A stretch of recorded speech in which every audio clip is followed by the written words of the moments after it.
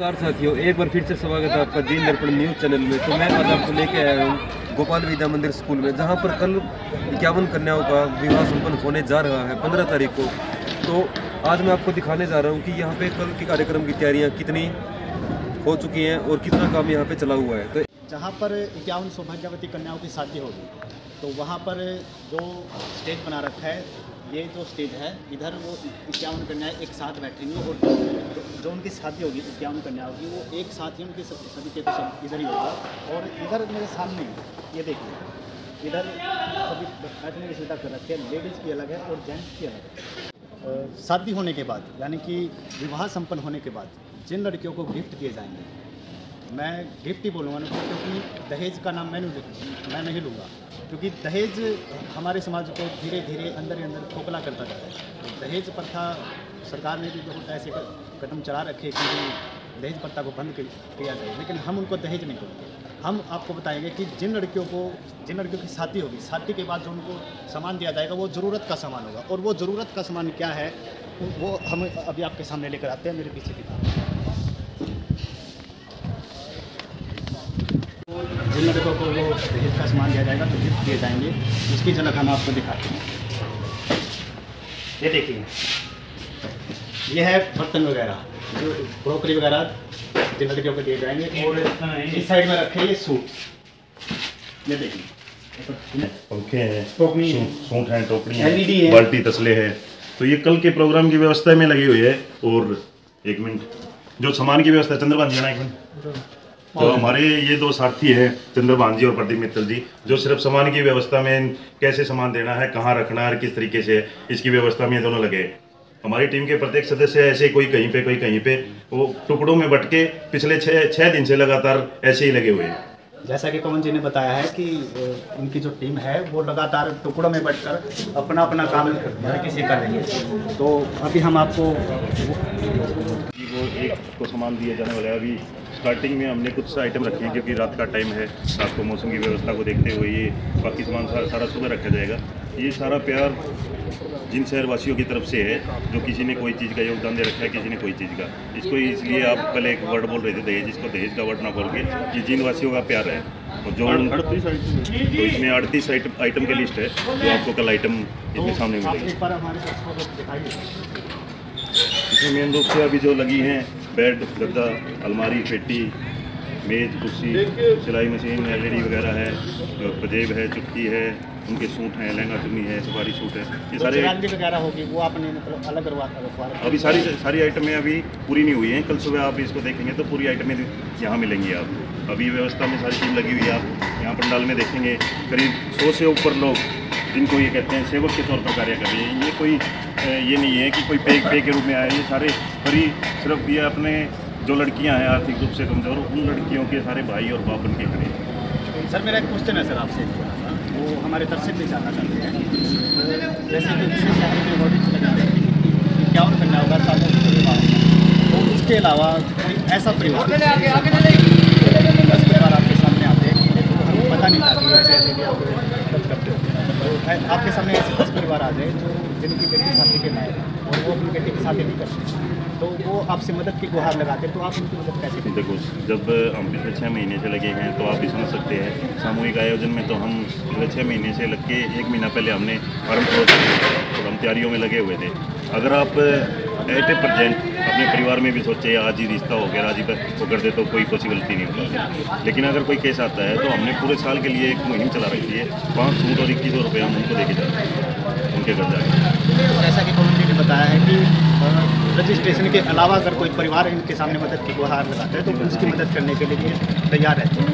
जो 15 जनवरी को 51 लड़कियों की शादी का सामूहिक आयोजन होने जा रहा है, उसमें युवा मित्र मंडल का प्रत्येक सदस्य बहुत ही मेहनत से पिछले 6 महीने से लगा हुआ है। और पिछले 1 हफ्ते से तो उनको यही नहीं पता कि सोना क्या होता है या इधर उधर अपने बिजनेस क्या होते हैं। वो सारे दिन रात एक करके काम में लगे हुए हैं। आप सामने की व्यवस्था देखें तो यहाँ पे पंडाल की व्यवस्था की हुई है, सामने स्टेज की व्यवस्था है। स्टेज पे 51 जोड़े इकट्ठे जयमाला होगी उनकी सबकी, और जो गेस्ट वगैरह होंगे उनके परिवार के लोग होंगे, और जो भी सामाजिक लोग, जितने भी जिन शहर के लोग यहाँ पे आएंगे, सबके बैठने की व्यवस्था भरपूर मात्रा में की गई है। और उसके सर जो आपने ये लेडीज़ का लगवा रखा है और जेंट्स का, वैसे ये अलग करवा रखा है क्योंकि इस प्रोग्राम के अंदर है ना लेडीज़ की मात्रा कुछ ज़्यादा ही हो जाती है, क्योंकि कन्यादान महादान का मीनिंग ऐसा है जेंट्स घर से कम निकलते हैं लेकिन लेडीज़ तो घर से चल पड़ती है। तो हम पिछले 2014 से प्रोग्राम कर रहे हैं, तो हमारे 2 साल हो गए ऐसा सामूहिक आयोजन करते हुए। इस आयोजन की वजह से हमारे को जितनी भी एक्सपीरियंस है उसमें कुछ ना कुछ हमने जोड़ तोड़ करके आगे ये कोशिश की है जो पिछली कमियाँ हमारी वो इस प्रोग्राम में देखने को ना मिले।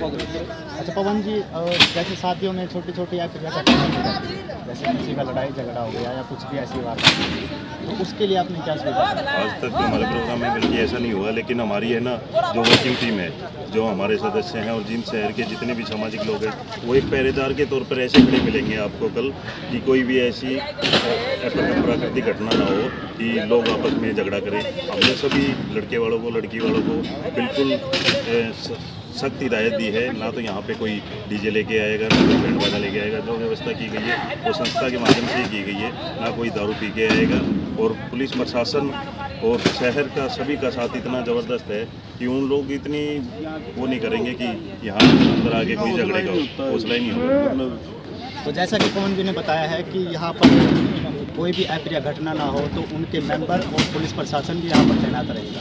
तो जो पवन जी, मेरे को एक बार खाने का जो प्रबंध कर रखा है अपने युवा मित्र मंडल द्वारा, एक बार मेरे को वो दिखाइए कि कैसे। स्कूल के पंडाल में जो आपने 2 हिस्से देखे उसका तीसरा हिस्सा ये है जहाँ खाने की व्यवस्था की गई है। कल 8 से 10 हज़ार आदमी आएंगे, तो ये एल शेप में हमने खाने की व्यवस्था की है, जिसमें आपको कई संस्थाओं के कल बैनर नज़र आएंगे, जिसमें किसी संस्था की तरफ से खाने के अंदर किसी चीज़ की स्टॉल लगाई है। जिस तरह कोई चाय पकौड़े की स्टॉल लगाएगा, कोई चाउमीन की स्टॉल लगाएगा, कोई टिक्की की स्टॉल लगाएगा, कोई सूप की स्टॉल लगाएगा, कोई गुलाब जामुन की स्टॉल लगाएगा, कोई जलेबी।